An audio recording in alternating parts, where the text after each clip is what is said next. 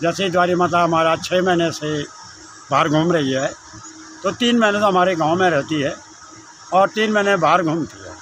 तो बाहर की धरती कहीं ऊंच होती है, कहीं नीच होती है, कहीं अच्छी होती है, कहीं भला होता है। किसी गांव में अच्छे लोग होते हैं, किसी गांव में बुरे लोग भी होते हैं। कहीं हमें हस्त में भी जाना पड़ता है और कहीं हमें उदय में भी जाना पड़ता है। तो द्वारिका जो यह पात्र है, जिससे ब्रह्म जाता है, देवी एक पात्र मानी जाती है। तो इसलिए देवी को हम अब अंदर जाने का 2-3 दिन रह गया है और नहला धुला के सुचित पवित्र बना के गाँव में ले जाते हैं।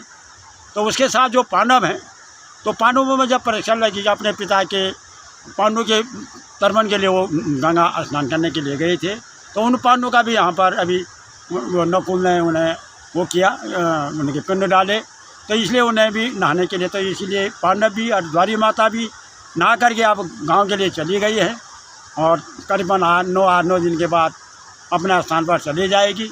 उसके बाद 6 साल के बाद द्वारी माता का फिर चिन्ह लगेगा।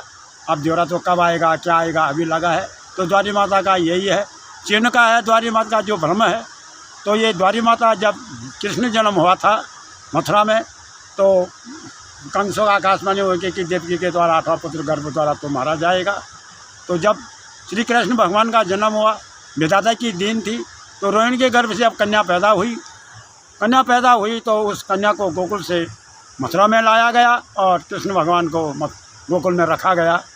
तो कंस ने जैसे ही कन्या को मारना चाहा, तो कन्या हाथ से छूट गई और कंस को श्राप देके, हे कंस, जिसको तू मारना चाह, तेरा मारने वाला आत्मगर्भ गोकुल में पैदा हो चुका। तो जो ये चिन्ह है, ये कंस का हाथ है। वो देवी खड़े, उसी देवी के 9 अवतार हुए हैं और मृत्यु लोक में उसने हर जहाँ ये है वहाँ दोष दिया है। तो 9 अवतारों में ये जो अवतार था वो तो वहीं पर सीमित हो गया, तो उसी के 9 अवतार हुए। तो ये जो चिन्ह है वो कंसी का हाथ माना जाता है। मतलब जो ये द्वारी माता का जो चिन्ह है, तो कंस का प्रतीक है। हाथ में जो देवी कंस के हाथ से उड़ गई थी, अच्छा, आसमान में चले गई थी, तो वही देवी का ये परगो द्वारी माता है। अच्छा, 9 बहन। धन्यवाद आपका। आपकी ज़िंदगी के लिए हम माँ भगवती से प्रार्थना करेंगे कि आप आने वाला, चाहे 20 साल बाद, 25 साल बाद, 35 साल बाद, जब भी माँ द्वारी भगवती का दौरा आए, आपकी दीर्घायु रहे, आप उसमें शामिल रहें।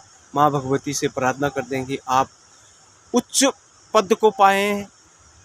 तो नमस्कार आपका, धन्यवाद। माँ भगवती आपको खुश रखे।